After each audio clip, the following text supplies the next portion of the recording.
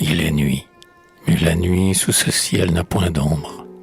Son astre, suspendu dans un dôme moins sombre, blanchit de ses lueurs des bords silencieux, où la vague se teint du bleu pâle des cieux, où la côte des mers, de son golfe coupé, tantôt humble et rampante et tantôt escarpée, sur un sable argenté vient mourir mollement, ou gronde sous le choc de son flot écumant.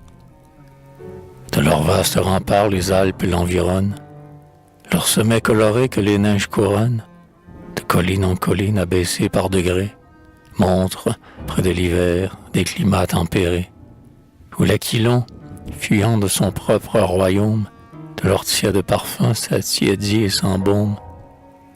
À travers des cyprès dont l'immobilité, symbole de tristesse et d'immortalité, projette sur les murs des ombres sépulcrales que les reflets du ciel percent par intervalles, s'étend sur la colline un champêtre séjour, un long buisson de myrte en trace le contour.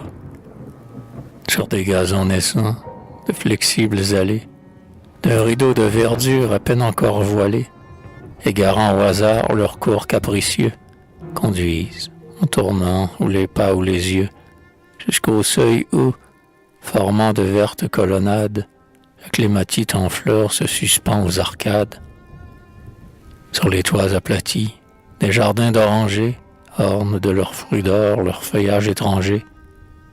L'eau fuit dans les bassins, et, quand le jour expire, imite en murmurant les frissons du zéphyr. De là, l'œil enchanté voit, au pied des coteaux, Jeanne, fille des mers, sortir du sein des eaux. Les dômes élancés de ces saintes demeures, d'où l'air frémissant fait résonner les heures, et les mâts des vaisseaux qui, dormant dans ses ports, s'élèvent au niveau des palais de ses bords. Et quand le flot captif les presse et les soulève, d'un lourd gémissement font retentir la grève. Quel silence! Avançons. Tout dort-il en ces lieux? L'éclat d'aucun flambeau n'y vient frapper mes yeux. Nul pas n'y retentit, nulle voix n'y murmure.